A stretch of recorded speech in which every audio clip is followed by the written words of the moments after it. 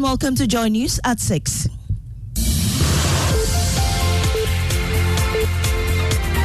The news is live on Joy 99.7 FM and Hits 103.9 FM in Accra.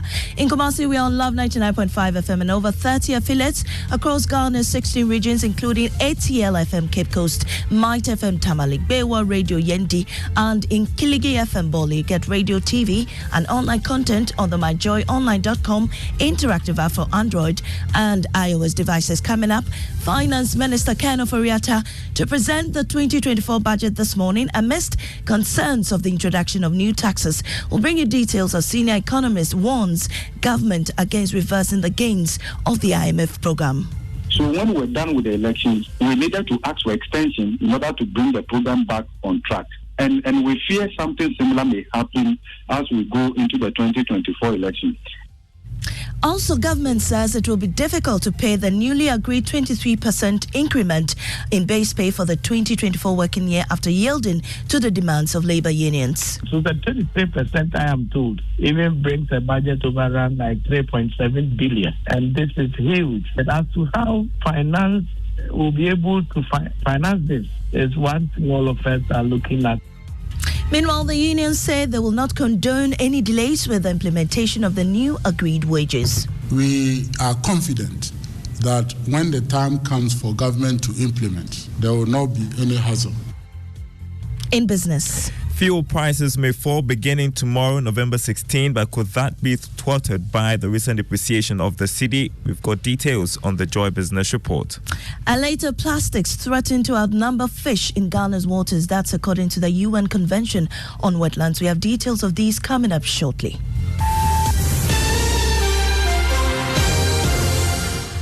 I am Amiesi Nyamiche Thompson. Now let's dig in this morning. The Finance Minister, Ken Ofori-Atta, will present the 2024 budget in Parliament. The budget is expected to cover all sectors of the economy with particular emphasis on revenue generation and expenditure cuts in some areas to stimulate growth. But even before the fine details of the budget is put out, the minority is warning government against the introduction of new taxes. Take a listen to member of the Finance Committee, John Jenapo. The understanding also is that in an election year, enforcement of tax measures, government is usually a bit slow because it may affect the election outcome. But we have told it that we think that the people of Ghana have been taxed so much. The tax burden already is very, very high. And so it will be inappropriate to come with new taxes. Rather, the minister should look at cost cutting in terms of expenditure. Meanwhile, Professor of Finance at the University of Ghana Business School, Godfred Bokping, has warned government against reversing the gains of the IMF program if it doesn't stick to the dictates of its conditions. The understanding also is that in an election year, enforcement of tax measures, government is usually a bit slow because it may affect the election outcome. So over the years, we realize that the projections in terms of the fiscal target that we project for the election year, we tend to exceed that. Over all the competitive elections, you can look at 2000, 2008. The exception, you can trace it to 2004. You can look at 2008, 2012, 2015, even 2020.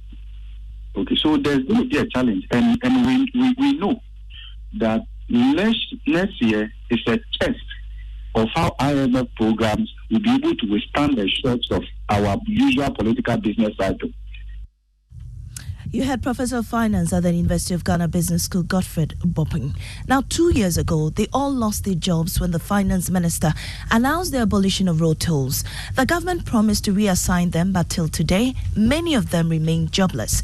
Toll booth workers with physical disabilities passed the night at the Road Ministry on the second anniversary of their dismissal. Fighting of mosquitoes, Evelyn Gadri and Mohammed Ramat Rashad told Joy News Features editor Jojo Kobna that they would rather die in front of the Roads Ministry than idle at home. It's not easy at all.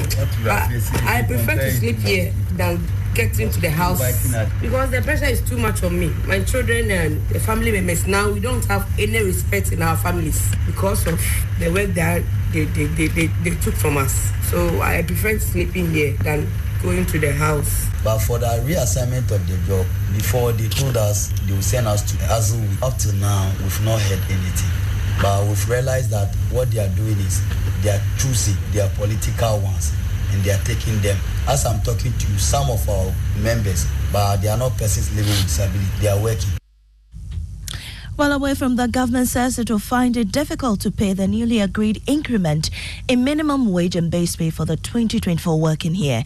After more than 20 hours and 2 days of negotiating, government agreed to increase base pay averagely by 23% and a minimum wage by 22%. Deputy Minister for Labour and Employment Bright Rekumbrobby says government will incur a budget deficit by agreeing to the increment because it was aiming to end the negotiations for base pay at 19%. Michael Ashali has the rest of the details. The meeting between government and the labor unions took more than 20 hours in total, spanning 2 days.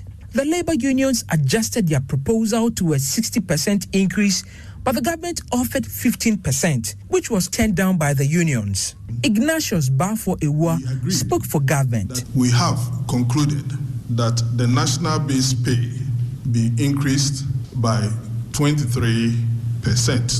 Deputy Employment Minister Bright Rekumbrobby says the figures are steep and admitted government will struggle to meet their financial obligation. 19% would have been very optimum for government. And so the 23%, I am told, even brings a budget overrun like 3.7 billion. And this is huge. But as to how finance will be able to finance this is one thing all of us are looking at. Dr. Anthony Yalban, the Secretary General of the Trade Unions Congress, expressed that while the offer fell short of the expectations, the labor unions would reluctantly accept it. We are confident that when the time comes for government to implement, there will not be any hassle.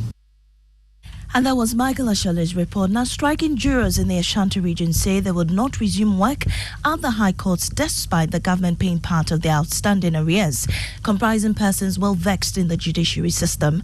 The jurors decide the guilt or innocence of accused persons in cases that come up for trial following their indictment. But the Judicial Service has since March 2022 failed to pay their allowances, which are calculated based on the number of hearings attended.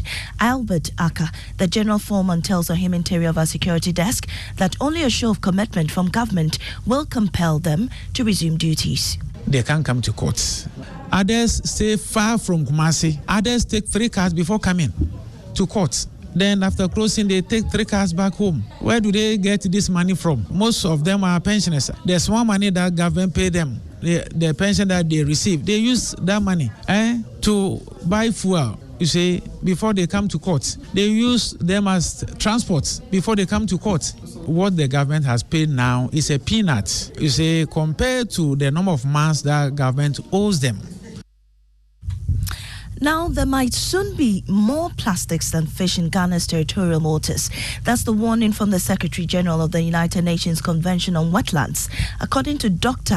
Musonda Mumba, plastic pollution along West Africa's coastline is getting out of control and may require drastic measures to deal with it. Speaking to Joy News' Blessed Soga on the sidelines of the intergovernmental negotiations on plastic pollution in Kenya, the Secretary General noted plastic pollution is adding complexities to the loss of Ramsar sites and other wetlands in Ghana and across Africa. Plastics are a major pollutant of Ghana's coastline, especially in the capital Accra. While there is no endings to this menace, experts fear there is a grave danger to marine life and tackling climate change. Also attending the summit is Dr. Musumba Mumba, Secretary General of the Convention on Wetlands, who disclosed worrying signals about the level of plastic pollution.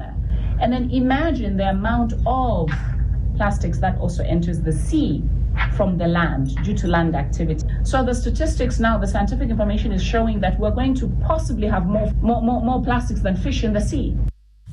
Dr. Musonda Mumbai, Secretary General of the United Nations Convention on Wetlands, ending that report by Blessed Soga. Now, there is danger in waiting on the Achimota-Agimpa Road right after the Achimota School Police Station, as about a 15-meter-long dead and weak palm tree stands waiting to fall on unlucky cars and pedestrians. My colleague Kwesi Adai Kwarting has more.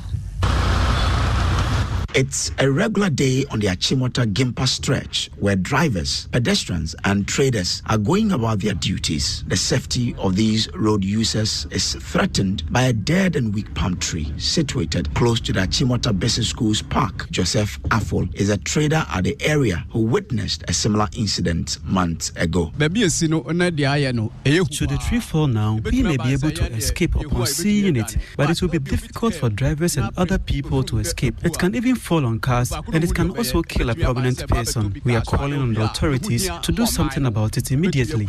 The heavy traffic on this section of the road makes motorists concerned that in the event this particular tree falls, the repercussions will be dire. Chairman of Road Safety Advocate Ghana, Nana Noemihia II, a regular user of the road, says the safety of users of this road is at risk.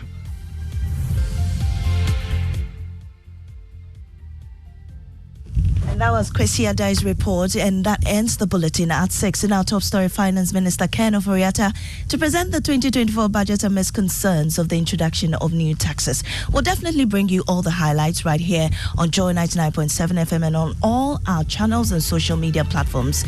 Up next is Business News on the Super Morning Show.